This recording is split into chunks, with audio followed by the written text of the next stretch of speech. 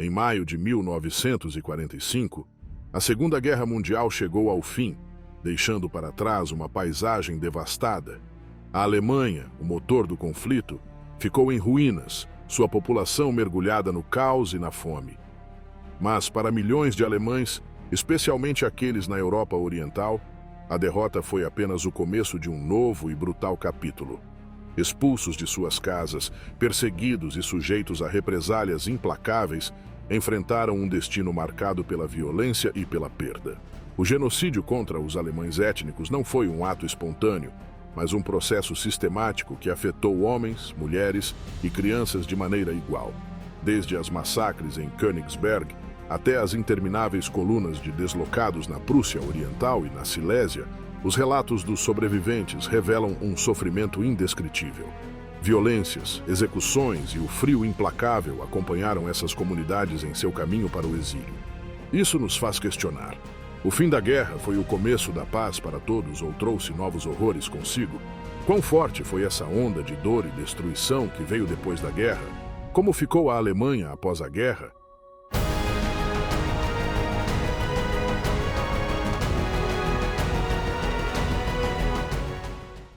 O declínio de um império. Alemanha em ruínas em 1945.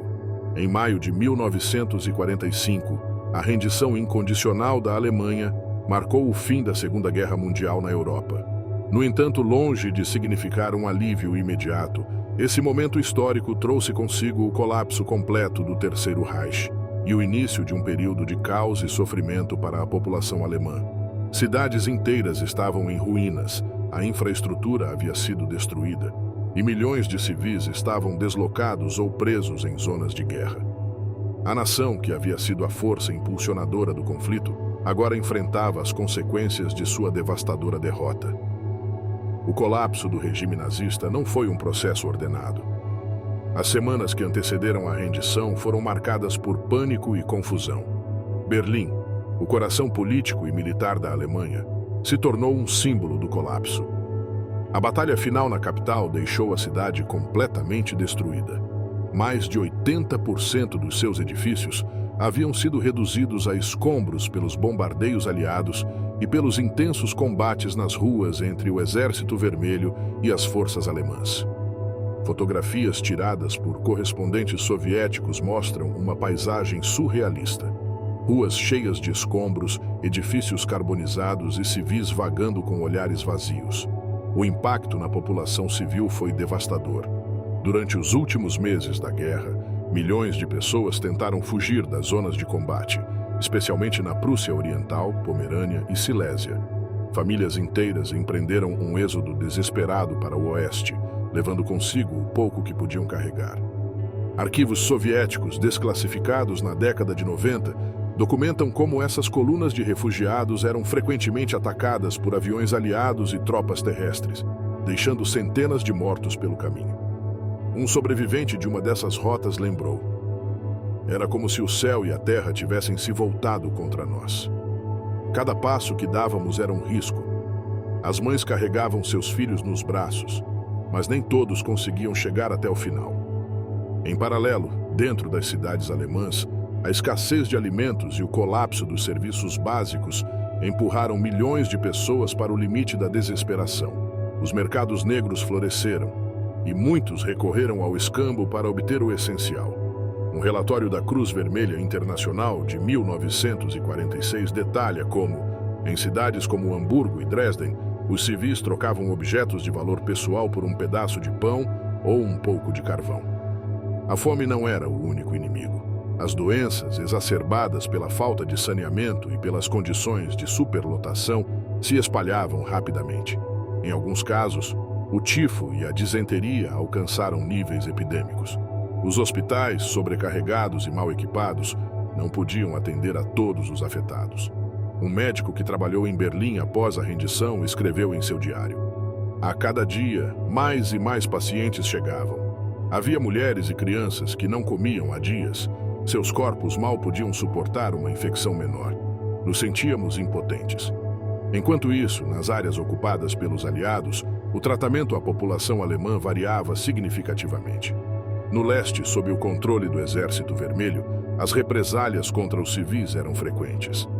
Estupros, saques e execuções sumárias se tornaram uma realidade sombria para milhares de alemães. Embora essas ações não tivessem sido oficialmente sancionadas, documentos internos do NKVD revelam que, em muitos casos, foram toleradas como uma forma de vingança pelas atrocidades nazistas em território soviético. Um testemunho coletado por pesquisadores poloneses descreve como uma mulher de Königsberg presenciou a execução de seu vizinho, acusado sem provas de ser membro da SS. No Oeste, sob a administração dos Estados Unidos, Reino Unido e França, as políticas em relação aos civis alemães foram algo mais estruturadas. No entanto, as condições continuaram duras. As autoridades aliadas implementaram restrições rigorosas sobre o movimento e as atividades da população local, enquanto trabalhavam para desmantelar as estruturas do regime nazista. Os alemães, muitos deles desmoralizados e fisicamente exaustos, enfrentaram também a humilhação de viver sob a ocupação das potências que haviam derrotado sua nação. O caos social também se refletiu em um aumento dos crimes dentro da Alemanha. Com a autoridade central colapsada, os roubos, agressões e outros atos de violência dispararam. Em muitas cidades, as forças aliadas tiveram que intervir para restabelecer a ordem, embora seus recursos fossem limitados. Um arquivo britânico de 1945 menciona como, em Hamburgo, grupos de civis começaram a formar patrulhas para proteger seus bairros, frequentemente se armando com o que conseguiam encontrar. Apesar dessas adversidades, alguns sinais de esperança começaram a surgir. Organizações internacionais como a Cruz Vermelha e as Nações Unidas intervieram para distribuir ajuda humanitária. Os pacotes de alimentos e remédios enviados do exterior salvaram muitas vidas, embora não tenham sido suficientes para cobrir todas as necessidades. Fotografias da época mostram crianças em Berlim fazendo fila para receber pão, seus rostos marcados pelo cansaço, mas iluminados pela possibilidade de um alimento quente. O crepúsculo do Terceiro Reich significou o fim de um regime brutal, mas também significou o início de um período de sofrimento prolongado para milhões de alemães. As ruínas físicas e emocionais deixadas pela guerra tornaram-se o cenário de um capítulo sombrio, onde a luta pela sobrevivência definiu cada aspecto da vida cotidiana. Flucht und Vertreibung, a fuga e a expulsão de milhões. Após a capitulação alemã em 1945, uma das maiores crises humanitárias na Europa começou a se desenvolver. Entre 12 e 14 milhões de alemães étnicos foram expulsos de suas casas em territórios do leste europeu, como Prússia Oriental, Silésia e os Sudetos. Este êxodo, conhecido como Flucht und Vertreibung, fuga e expulsão, representou um dos maiores deslocamentos forçados da história moderna. Os alemães étnicos, considerados responsáveis coletivos pelos crimes nazistas, foram forçados a abandonar seus lares, enfrentando violência, fome e condições extremas em sua jornada para um futuro incerto. O planejamento dessas expulsões começou antes mesmo do fim da guerra. Na Conferência de Potsdam, realizada em julho de 1945, as potências aliadas acordaram a reorganização das fronteiras europeias, o que incluía a transferência de territórios da Alemanha para a Polônia e a União Soviética. Esse redesenho territorial implicava o reassentamento em massa das populações alemãs que viviam nessas áreas. Um documento oficial emitido pelas forças aliadas em Potsdam justificava essas ações como necessárias para garantir a paz futura na Europa, embora reconhecesse que as expulsões deveriam ser realizadas de maneira ordenada e humana. No entanto, a realidade foi bem diferente. Nos territórios ocupados pelo Exército Vermelho, as expulsões ocorreram com brutalidade e rapidez. As forças soviéticas, apoiadas por milícias locais, invadiram as aldeias e cidades habitadas por alemães, dando às famílias um tempo mínimo para empacotar seus pertences antes de serem forçadas a partir. Um arquivo soviético desclassificado em 1988 detalha como os alemães eram carregados em vagões de trens de carga, originalmente projetados para transportar gado, e enviados para a Alemanha Ocidental em viagens que duravam semanas. As condições nesses vagões eram desumanas. sem aquecimento, sem ventilação adequada e com pouco alimento ou água. O frio extremo do inverno de 1945 e 1946 agravou ainda mais as dificuldades dos deslocados. Na Prússia Oriental, milhares de pessoas morreram congeladas durante as longas marchas a pé em direção ao oeste. Fotografias tiradas por correspondentes de guerra soviéticos mostram colunas intermináveis de refugiados, incluindo crianças e idosos, lutando para avançar em meio à neve. Os relatos dos sobreviventes pintam um quadro desgarrador.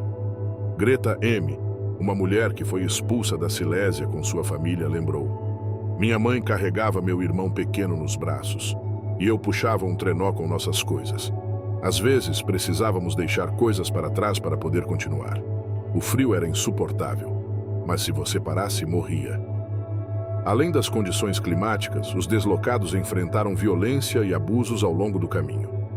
Em muitos casos, os trens e colunas de refugiados eram atacados por milícias locais que buscavam se vingar das atrocidades cometidas pelos nazistas durante a ocupação. Arquivos poloneses encontrados em 1992 descrevem como alguns grupos organizavam emboscadas para saquear os poucos bens que os alemães levavam consigo. Na Prússia Oriental, foram documentados casos de refugiados executados sumariamente pelas milícias locais sob a acusação de terem colaborado com o regime nazista. As mulheres e meninas alemãs foram particularmente vulneráveis durante esse período. Relatos de estupros massivos cometidos por soldados e milicianos são uma constante nos testemunhos da época. Uma pesquisa realizada por historiadores alemães na década de 90 revelou que pelo menos 2 milhões de mulheres alemãs foram vítimas de violência sexual durante essas expulsões. Embora muitas dessas histórias tenham permanecido em silêncio por décadas, os relatos que vieram à tona mostram o profundo impacto psicológico e físico que essas experiências deixaram nas sobreviventes. Para aqueles que conseguiram chegar ao seu destino na Alemanha, as condições não melhoraram significativamente. Os campos de refugiados no oeste estavam superlotados e mal equipados para lidar com a afluência massiva de deslocados. Um relatório da Cruz Vermelha Internacional de 1947 detalha como, em alguns campos, as famílias viviam em barracos improvisados, compartilhando espaços pequenos com dezenas de pessoas. As doenças continuaram a se espalhar e a desnutrição era comum entre crianças e idosos. A chegada dos refugiados também gerou tensões sociais nas regiões receptoras. Os alemães locais, que já enfrentavam seus próprios desafios em uma nação devastada pela guerra, viam os deslocados como um fardo adicional. Em alguns casos, os refugiados foram alvo de discriminação e rejeição. Um arquivo do governo bávaro menciona como, em 1946, os residentes de uma aldeia rural organizaram protestos para evitar a instalação de um campo de refugiados em sua área. Apesar dessas adversidades, os deslocados começaram lentamente a reconstruir suas vidas. Alguns encontraram trabalho na agricultura ou na indústria, enquanto outros aproveitaram as oportunidades educacionais que surgiram nos anos seguintes. No entanto, o trauma da expulsão deixou uma marca indelével em suas comunidades. As lembranças da perda de seus lares, o sofrimento durante a jornada e a luta pela sobrevivência em um ambiente hostil foram transmitidas de geração em geração, formando uma parte integral da identidade dos alemães expulsos. O processo de expulsão, embora justificado na época como uma medida para garantir a estabilidade na Europa, resultou em um sofrimento indescritível para milhões de pessoas. Os documentos e testemunhos coletados ao longo das décadas mostram como as decisões políticas tomadas nas salas de conferências tiveram consequências devastadoras na vida dos indivíduos. Este capítulo da história europeia, embora menos conhecido do que outros aspectos da Segunda Guerra Mundial, continua sendo um lembrete das profundas cicatrizes deixadas pelo conflito. Vingança desencadeada. Os massacres em Königsberg, Breslau e outras cidades. A queda do Terceiro Reich em 1945 desencadeou uma onda de represálias no leste da Europa, dirigida principalmente contra os civis alemães. Em cidades como Königsberg, Breslau e outras localidades que haviam estado sob controle nazista, as tropas do Exército Vermelho, apoiadas por milícias locais, realizaram atos de vingança que marcaram um dos capítulos mais sombrios do final da guerra. Esses massacres, temperados com violência indiscriminada, execuções sumárias e abusos, deixaram cicatrizes profundas nas comunidades afetadas. Königsberg, uma das joias culturais da Prússia Oriental, foi testemunha de uma transformação brutal durante os últimos dias da guerra. A cidade, sitiada pelo Exército Vermelho por semanas, finalmente caiu em abril de 1945. Quando as tropas soviéticas encontraram uma população civil exausta, faminta e desesperada. No entanto, para os soldados que haviam sofrido as atrocidades nazistas em seu próprio território, não havia espaço para compaixão. Arquivos soviéticos desclassificados em 1992 detalham como foram realizadas execuções em massa de homens que haviam sido acusados, muitas vezes sem provas, de colaborar com o regime nazista.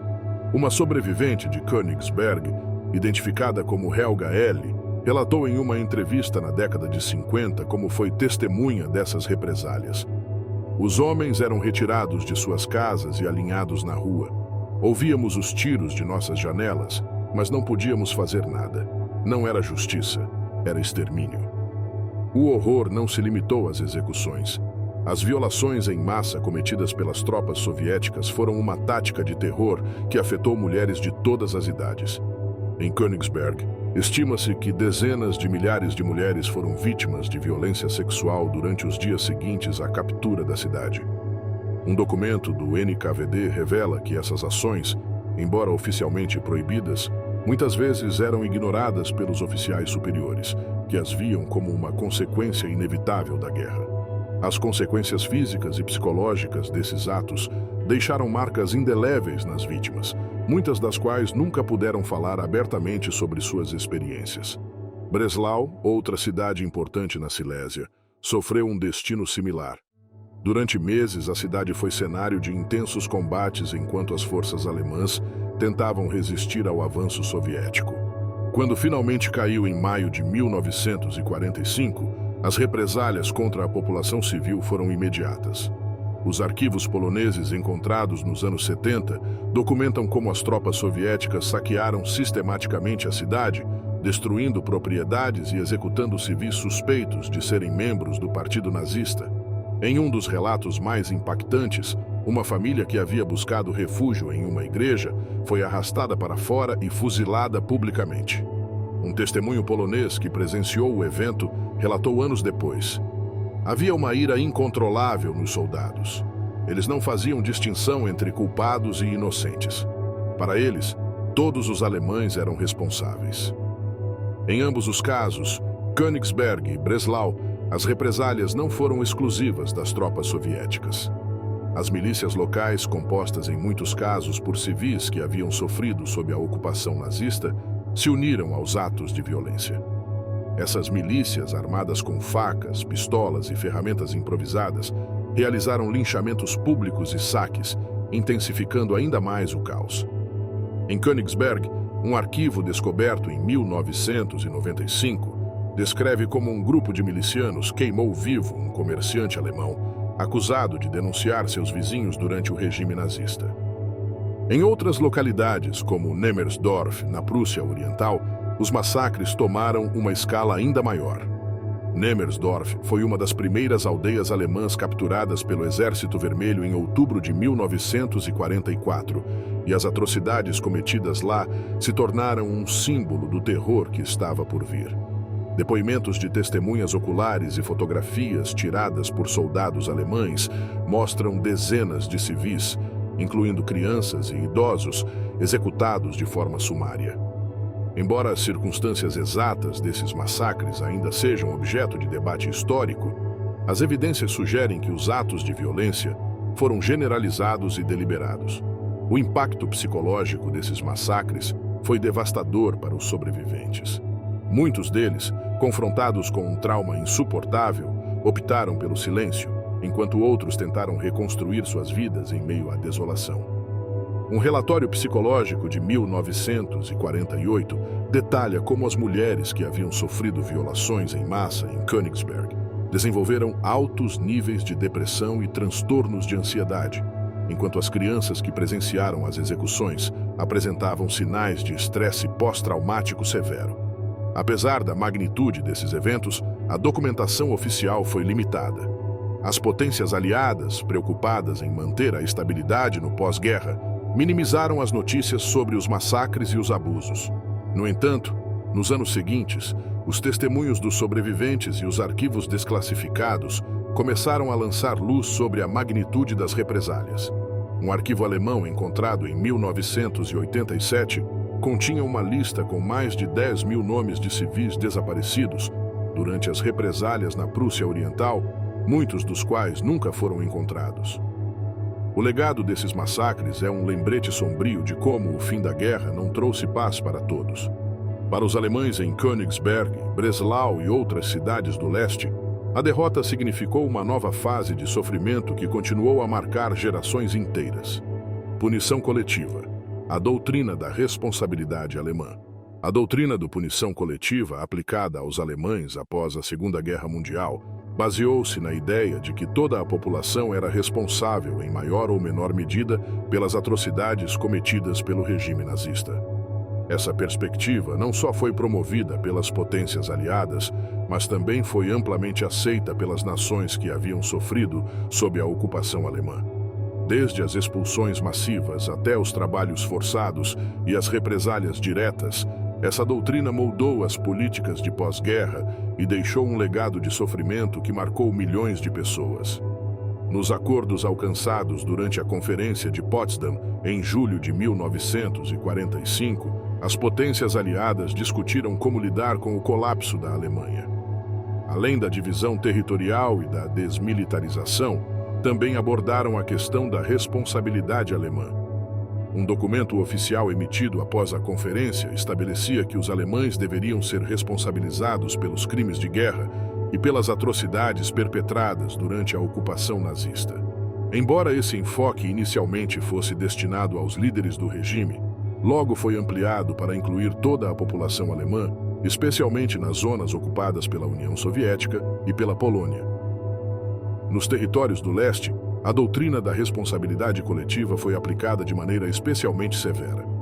As expulsões massivas de alemães étnicos da Prússia Oriental, Silésia e dos Sudetos não foram vistas apenas como uma medida de segurança, mas também como um castigo pelos crimes do Terceiro Reich.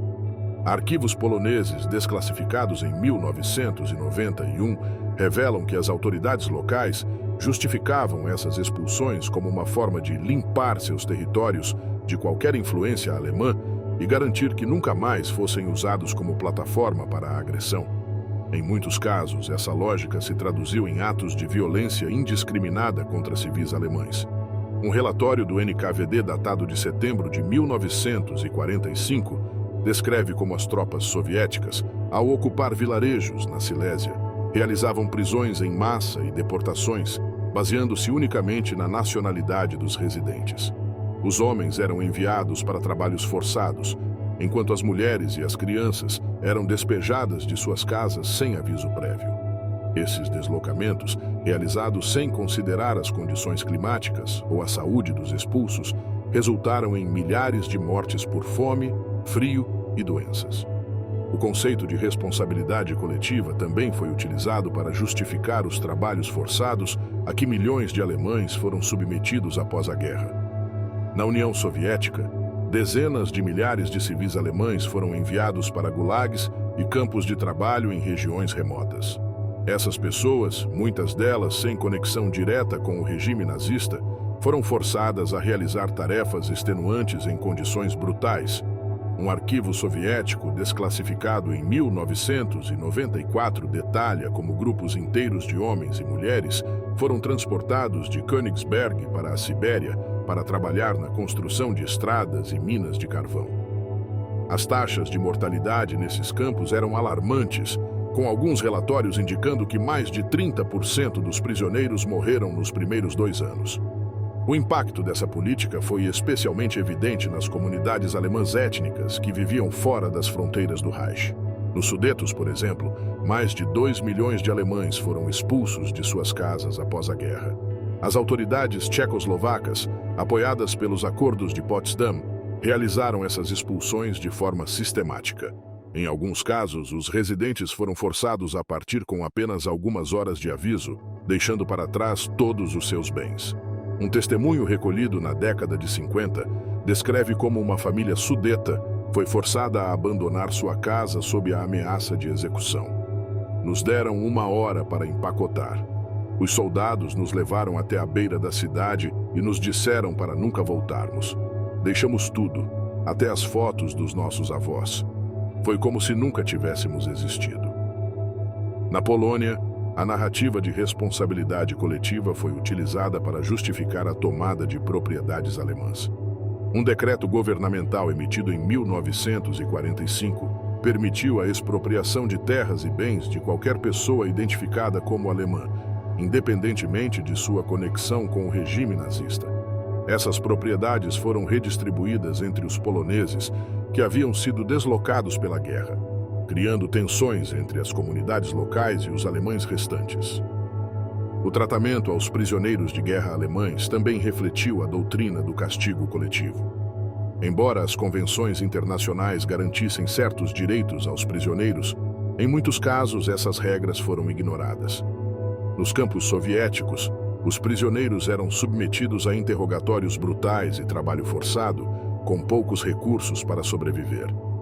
Um relatório do NKVD menciona que, em alguns campos, os prisioneiros eram usados como exemplo para disciplinar outros, enfrentando castigos físicos severos por infrações menores. A justificação ideológica por trás dessas políticas estava profundamente enraizada no trauma causado pelas atrocidades nazistas. Os países que haviam sofrido sob a ocupação alemã viam essas represálias como uma forma de justiça histórica. No entanto, para os civis alemães que se tornaram alvo dessas políticas, o impacto foi devastador. Um relatório da Cruz Vermelha Internacional de 1946 detalha como os alemães deslocados nos campos de refugiados enfrentavam condições extremas, com altos índices de desnutrição e doenças. Apesar dessas dificuldades, a narrativa oficial em muitos países justificava essas ações como necessárias para garantir a estabilidade no pós-guerra. Os líderes aliados, conscientes das críticas internacionais, frequentemente minimizavam as histórias de abusos e se concentravam nas conquistas da reconstrução. No entanto, os arquivos desclassificados e os testemunhos das vítimas começaram a lançar luz sobre as verdadeiras dimensões dessa política, desafiando as narrativas oficiais. A doutrina do castigo coletivo deixou um legado complexo.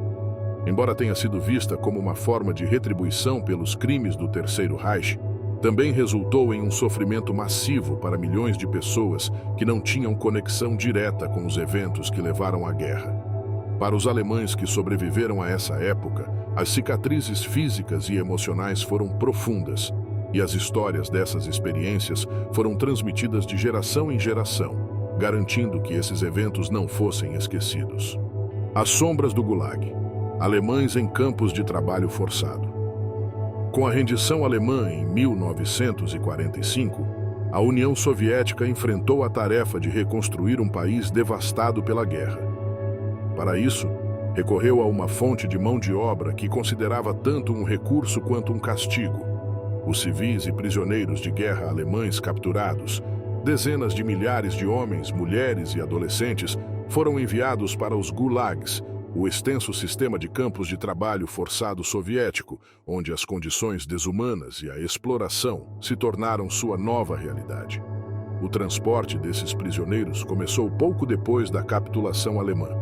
Documentos do NKVD, desclassificados em 1991, mostram que milhares de civis foram presos em territórios ocupados pelo Exército Vermelho e rotulados como colaboradores potenciais ou trabalhadores remanejáveis. Muitos desses indivíduos não tinham vínculos com o regime nazista, mas sua nacionalidade e sua utilidade como mão de obra os tornaram alvos.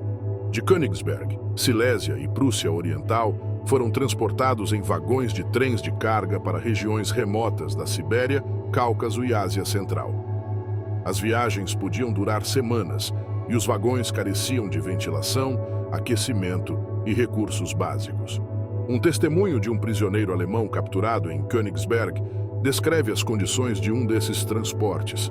Nos empacotaram em vagões como se fôssemos gado. Quase não havia espaço para nos movermos e o ar se tornava irrespirável. A maioria de nós não tinha ideia de para onde estávamos sendo levados. Só sabíamos que a viagem era interminável. Ao chegar aos gulags, os prisioneiros eram submetidos a um rigoroso processo de registro. Suas pertences eram confiscadas, recebiam um número e lhes eram fornecidas roupas desgastadas e inadequadas para as condições climáticas extremas. Os barracões onde viviam eram feitos de madeira sem isolamento, oferecendo pouca proteção contra as temperaturas abaixo de zero. Durante os invernos, o frio extremo se combinava com a falta de alimentos e roupas adequadas, o que fazia com que as doenças fossem comuns e frequentemente fatais. O trabalho diário era exaustivo e projetado para maximizar a produção sem considerar o bem-estar dos prisioneiros. Nos gulags da Sibéria, muitos alemães trabalhavam em minas de carvão e metais, cavando túneis em condições perigosas e sem equipamento de segurança. Outros foram enviados para derrubar florestas em regiões densamente arborizadas, enfrentando jornadas de 14 horas com ferramentas rudimentares. Em um relatório do NKVD, de 1947, foram registradas pelo menos 500 mortes em um único campo devido a acidentes relacionados ao trabalho. A fome era uma constante na vida diária dos prisioneiros. As rações consistiam em pão preto, sopa aguada e, ocasionalmente, peixe seco. Essas porções não eram suficientes para sustentar homens e mulheres que realizavam trabalho físico intenso, o que resultava em uma desnutrição severa. Um arquivo soviético menciona que os prisioneiros que não atingiam as cotas diárias de trabalho eram castigados com a redução de suas rações, criando um ciclo mortal de fraqueza e punição. Em alguns campos, os prisioneiros alemães se tornaram vítimas de experimentos com novas formas de exploração laboral. Um relatório descoberto em 1988 detalha como foram realizados testes em certos gulags para determinar os limites físicos dos trabalhadores forçados. Essas práticas incluíam o aumento gradual das cotas de trabalho e a redução simultânea das rações, o que provocou uma alta taxa de mortalidade. Apesar das condições extremas, alguns prisioneiros conseguiram resistir e sobreviver por meio de engenhosidade e solidariedade. Foram formadas redes clandestinas dentro dos campos, onde os prisioneiros compartilhavam alimentos, dicas de sobrevivência e até medicamentos. Em um dos gulags no Cazaquistão, um grupo de prisioneiros alemães organizou um sistema de troca interna, utilizando pequenos objetos pessoais como moeda para obter comida adicional ou roupas de abrigo. A vigilância nos gulags era rigorosa e as tentativas de fuga eram severamente punidas. Um relatório de um campo na Sibéria descreve como, em 1946, um grupo de 6 prisioneiros alemães tentou escapar cruzando a floresta no meio do inverno. Foram capturados a poucos quilômetros do campo e executados publicamente como advertência para os outros. Uma testemunha desse evento relatou: "Eles foram colocados em frente a nós e foram baleados sem aviso prévio. Queriam que entendêssemos que não havia escapatória." Além dos trabalhos forçados, os prisioneiros eram submetidos a interrogatórios periódicos. As autoridades soviéticas buscavam obter informações sobre operações nazistas, crimes de guerra e possíveis conspirações. Esses interrogatórios muitas vezes eram realizados sob tortura, utilizando métodos que incluíam privação de sono, espancamentos e exposição ao frio. Em um depoimento coletado por historiadores alemães, um prisioneiro descreveu como foi forçado a ficar em pé descalço sobre a neve durante horas enquanto era interrogado. Com a morte de Stalin em 1953, a situação nos gulags começou a mudar lentamente. As políticas de desestalinização implementadas por Nikita Khrushchev levaram à liberação gradual de muitos prisioneiros, incluindo os alemães. No entanto, até então, milhares já haviam morrido, e os sobreviventes retornavam para casa marcados física e emocionalmente pela experiência. Os arquivos e testemunhos dos prisioneiros alemães nos gulags oferecem um relato impactante de como as políticas soviéticas usaram o trabalho forçado como uma ferramenta de punição e reconstrução. Para aqueles que viveram essa experiência, A lembrança dos anos nos campos se tornou um símbolo da brutalidade do pós-guerra e um lembrete das complexidades morais de um mundo que buscava justiça após o conflito mais devastador da história. Territórios perdidos, a transformação da Europa Oriental. O fim da Segunda Guerra Mundial trouxe consigo uma transformação profunda no mapa da Europa Oriental. As expulsões em massa de alemães étnicos, o reassentamento forçado de populações e a reorganização territorial redesenharam as fronteiras, eliminando o legado cultural e humano alemão que havia existido durante séculos em muitas regiões. Esse processo, embora promovido como uma medida para garantir a paz futura, teve um custo humano e cultural incalculável. Nos acordos alcançados durante a Conferência de Potsdam, em 1945, as potências aliadas decidiram transferir grandes extensões de território alemão para a Polônia e a União Soviética. A Prússia Oriental, Pomerânia e Silésia foram repartidas entre esses dois países, enquanto os Sudetos passaram a fazer parte da Tchecoslováquia. Para consolidar essa nova distribuição territorial, as populações alemãs que residiam nessas áreas foram expulsas sistematicamente. Um relatório emitido pelo governo polonês em 1946 justificava essas ações como uma forma de garantir que a ameaça alemã não voltasse a ressurgir no futuro. Na Prússia Oriental, uma região que durante séculos foi um centro cultural e político alemão, a transformação foi imediata e radical. Conhecida por suas paisagens pitorescas e sua rica história, essa região foi dividida entre a Polônia e a União Soviética. Königsberg, a antiga capital, foi renomeada Kaliningrado e completamente sovietizada. Os arquivos soviéticos desclassificados na década de 90 revelam que as autoridades realizaram uma campanha deliberada para apagar qualquer vestígio do passado alemão, desde a destruição de monumentos históricos até o reassentamento forçado dos poucos alemães que restaram. Em um desses documentos, um oficial soviético escreveu: Kaliningrado deve ser um símbolo da nova ordem. Não há lugar para as ruínas do fascismo aqui. As cidades que outrora haviam sido o coração da cultura alemã se transformaram em enclaves de novas identidades nacionais. Em Silésia, Breslau foi renomeada Rockwell e repovoada com poloneses deslocados de territórios orientais que a Polônia perdeu em favor da União Soviética. Esse intercâmbio maciço de populações criou uma dinâmica tensa, já que muitos dos recém-chegados lutavam para se adaptar a um ambiente desconhecido, enquanto os rastros da população alemã expulsa ainda estavam presentes. Um relatório polonês de 1947 menciona como os nomes das ruas, igrejas e cemitérios alemães foram alterados ou destruídos em um esforço para apagar a memória do passado. Nos Sudetos, a expulsão dos alemães étnicos foi particularmente sistemática. Esta região montanhosa, lar de mais de 3 milhões de alemães antes da guerra, foi completamente despovoada em um período de poucos anos. As propriedades abandonadas foram confiscadas pelo Estado tchecoslovaco e redistribuídas entre os novos residentes.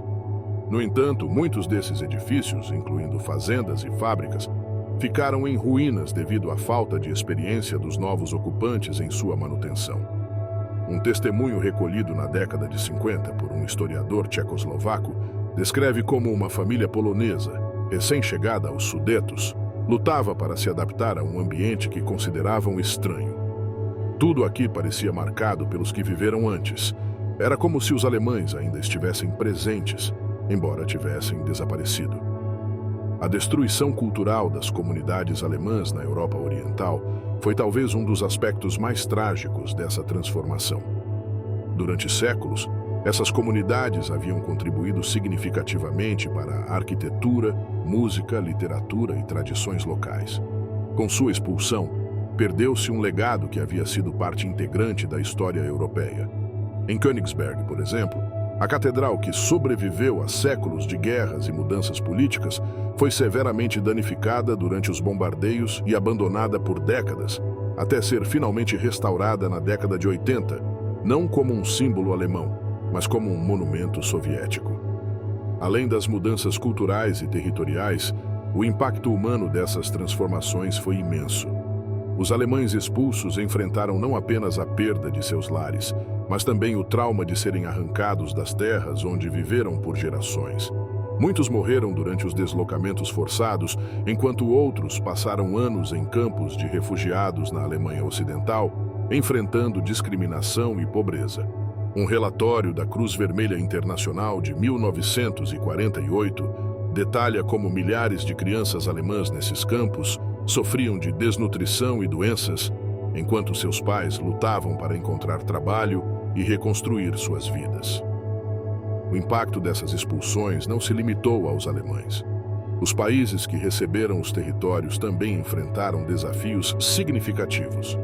Na Polônia, o repovoamento da Prússia Oriental e da Silésia foi um processo caótico, já que os recém-chegados careciam de experiência na agricultura e na indústria local.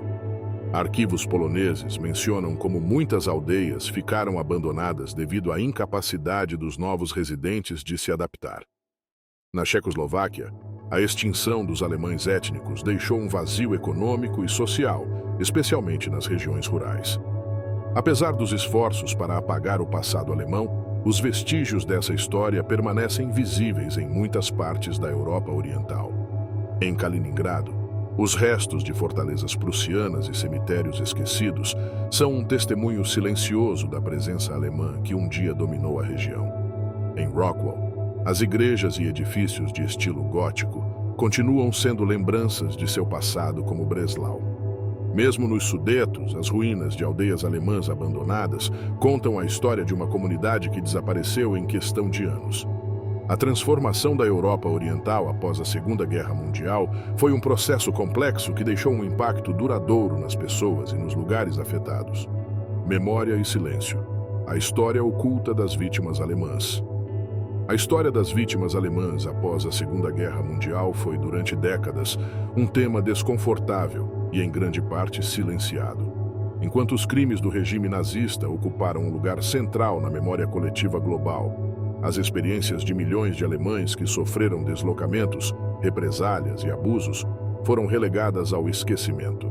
A narrativa predominante, focada na justiça para os afetados pelo nazismo, deixou pouco espaço para reconhecer o sofrimento daqueles que, embora alemães, não participaram diretamente nos crimes do regime. Após a guerra, os testemunhos dos deslocados e sobreviventes das represálias foram recebidos com indiferença ou rejeição. Na Alemanha Ocidental, o foco estava na reconstrução e no distanciamento do passado nazista, enquanto na Alemanha Oriental, sob a influência soviética, as narrativas oficiais minimizavam o sofrimento alemão em favor de destacar as atrocidades nazistas contra outras nações.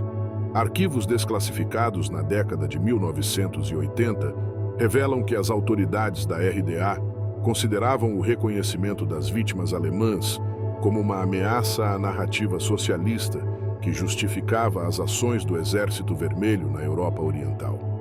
O silêncio imposto não foi apenas político, mas também social. Em muitos casos, os próprios sobreviventes optaram por não falar sobre suas experiências.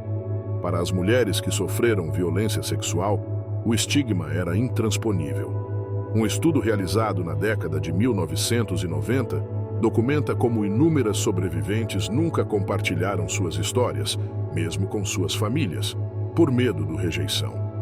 Uma mulher identificada como Marta G. relatou em seus últimos anos de vida: "Preferi calar. Não queria que meus filhos me olhassem com pena ou que se sentissem envergonhados pelo que me fizeram." Nos anos posteriores à reunificação alemã, começou um processo lento de reconhecimento. Documentários, livros e exposições abordaram pela primeira vez de forma pública o sofrimento dos alemães deslocados e vítimas de represálias. No entanto, esse reconhecimento foi recebido com críticas por alguns setores, que argumentavam que focar a atenção nessas vítimas poderia diluir a gravidade dos crimes nazistas. Arquivos recentemente desclassificados na Polônia mostram que, mesmo nos anos 2000, houve resistência para permitir investigações sobre os deslocamentos em massa na Silésia e na Prússia Oriental. Apesar desses obstáculos, a memória das vítimas alemãs começou a se consolidar. Associações de deslocados e sobreviventes conseguiram criar memoriais e promover pesquisas acadêmicas que documentaram as experiências de sua comunidade. Em Königsberg, hoje Kaliningrado, um pequeno monumento comemora os habitantes alemães que morreram durante a evacuação e as represálias.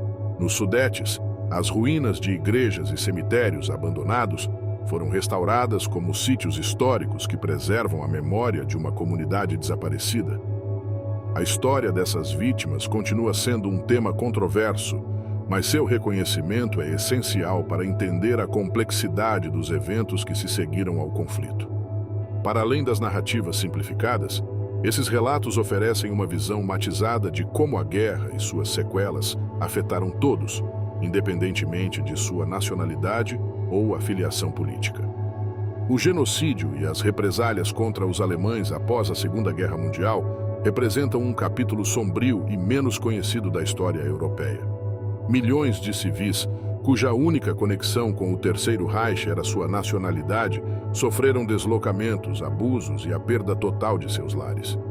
Esses eventos, embora justificados em seu momento como medidas de segurança e reparação histórica, deixaram uma marca de sofrimento que afetou gerações inteiras. O reconhecimento dessas vítimas tem sido um processo lento, obstaculizado por narrativas políticas e sociais que priorizaram outras agendas.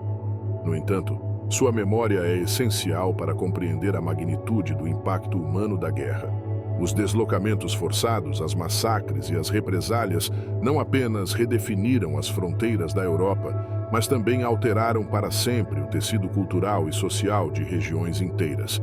Este relato nos lembra que, mesmo nos momentos de justiça, existe o perigo de cruzar a linha tênue em direção à vingança. Refletir sobre esses eventos não busca justificar as ações do regime nazista, mas garantir que as lições do passado nos guiem para um futuro onde o sofrimento humano nunca seja ignorado ou repetido.